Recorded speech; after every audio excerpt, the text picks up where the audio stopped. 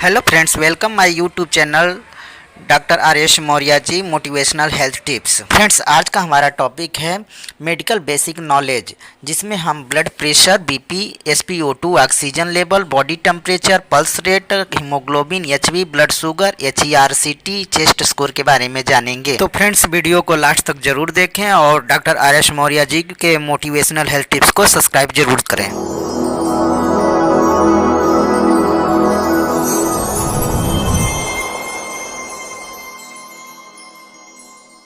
तो friends, medical health से related जानकारी देंगे जो फ्यूचर में आपको बहुत उपयोगी होगी। फ्रेंड्स, सबसे पहले हम ब्लड प्रेशर के बारे में जानेंगे। ब्लड प्रेशर को शॉर्ट में बीपी कहते हैं और हिंदी में रक्तचाप भी बोलते हैं इसको। ब्लड प्रेशर ब्लड वेसल्स रक्तवाहिनियों में बहते ब्लड द्वारा वेसल्स की दीवारों पर डाले गए दबाव को ही ब्लड प्रेशर कहते हैं। तो फ्रेंड्स, आप नीचे दी गई डायग्राम में देख सकते हैं कि यह ब्लड वेसल्स है और इसमें ब्लड सर्कुलेट हो रहा है।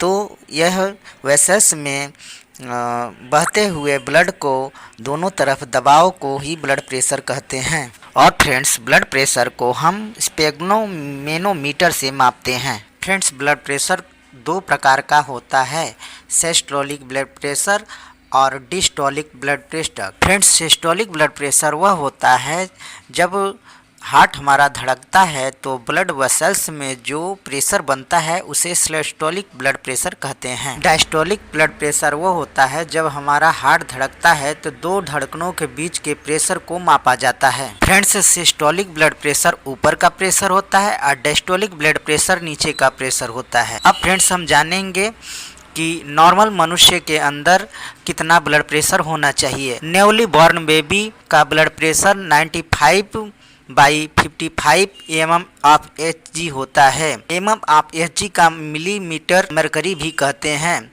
यंग एडल्ट्स का blood pressure 120/80 mm of Hg होता है। ओल्ड एज वाले मनुष्य का 150/90 mm ऑफ Hg होता है। High blood pressure 140/90 mm of Hg को माना जाता है। Very high blood pressure 1/50/95 mm of Hg को मापा जाता है। वेरी हाई कंडीशन 150/95 हो जाए तो तुरंत अपने डॉक्टर को अवश्य जल्दी से जल्दी दिखाना चाहिए। अब हम बात करेंगे ऑक्सीजन सैचुरेशन की, SpO2 के बारे में, यानी ऑक्सीजन के बारे में। ऑक्सीजन ऑक्सीमीटर से चेक करते हैं। समान ऑक्सीजन लेवल 94 होना चाहिए।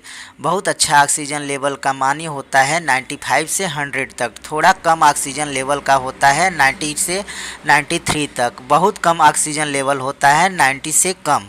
90 से जब कम हो जाए तो अपने मरीज को तुरंत डॉक्टर के पास में अवश्य दिखाएं, ये गंभीर मामला हो सकता है। तो फ्रेंड्स, अब हम बात करेंगे बॉडी टेम्परेचर के बारे में। शरीर की तापमान, जिसे हिंदी में बोलते हैं शरीर की तापमान।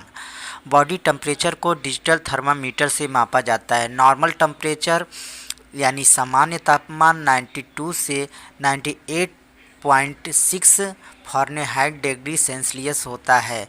थोड़ा सा ज़्यादा टेम्परेचर 99.0 सेल्सियस डिग्री सेल्सियस होता है। बहुत ज़्यादा जो होता है टेम्परेचर 100/102 फ़ारेनहाइट सेल्सियस होता है। फ्रेंड्स, अब हम बात करेंगे हार्ट यानी पल्स रेट के बारे में, जिसे हिंदी में हृदय गति पल्स रेट बोलते हैं। हार्ट रेट यानी पल्स रेट, आपके दिल की प्रति मिनट धड़कन की संख्या क्या होती है, ये बारे में जानेंगे। नॉर्मल सामान्य पल्स रेट 72/72 प्रति मिनट होता है। थोड़ा कम पल्स रेट 60/80 प्रति मिनट होता है। बढ़ा हुआ पल्स रेट जो होता है वो 90/120 प्रति मिनट होती है। अब फ्रेंड्स, हम ब्लड शुगर के बारे में जानेंगे। शुगर दो टाइप्स के होते हैं। शुगर दो टाइम पर डिपेंड करती है। फास्टिंग शुगर खाना खाने से पहले, PP पोस्ट शुगर खाना खाने के बाद। फास्टिंग शुगर का लेवल हमारे शरीर में 70 से 100 mg प्रति DL होता है। DL का मतलब डेसीलीटर होता है। PP का मतलब 70 से 140 mg प्रति DL होता है। और अगर हमारा फास्टिंग शुगर जो है खाना खाने से पहले का जो टेस्ट कराया है उसका अगर 125 mg प्रति DL के ऊपर जाता है तो पेशेंट डायबिटीज है। अब फ्रेंड्स हम HB यानी हीमोग्लोबिन के बारे में बात करेंगे। हीमोग्लोबिन एक प्रकार का प्रोटीन होती है जो कि RBC रेड ब्लड सेल में पाया जाता है। मेल यानी पुरुष में 13.5 से 17.5 ग्राम प्रति DL होता है।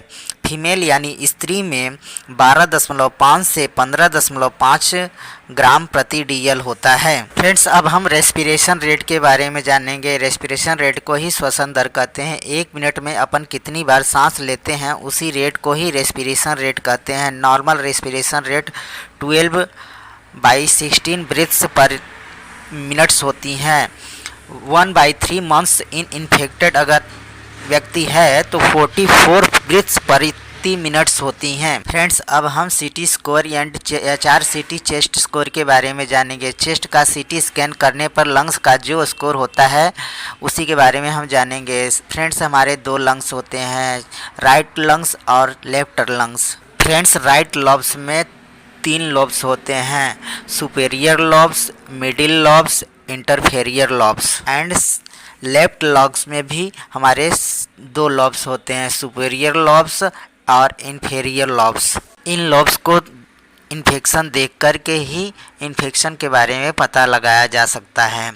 जैसे हमारा HRCT स्कोर 0.8 है तो थोड़ा इन्फेक्शन है, माइल्ड इन्फेक्शन है। HRCT स्कोर अगर 18 है तो मॉडरेट इन्फेक्शन है, यानी थोड़ा ज़्यादा इन्फेक्शन है। अगर HRCT स्कोर 19/25 है तो बहुत ज़्यादा इन्फेक्शन है। फ्रेंड्स आज का हमारा यही टॉपिक था। अगर वीडियो अच्छा लगे तो लाइक, शेयर और सब्सक्राइब अवश्य करें। यह हमारा फर्स्ट इम्प्रेशन वीडियो है जो कि धीरे धीरे सुधार होगा भाषा बोली शैली में। प्लीज़ आप हमारा सपोर्ट करें। धन्यवाद।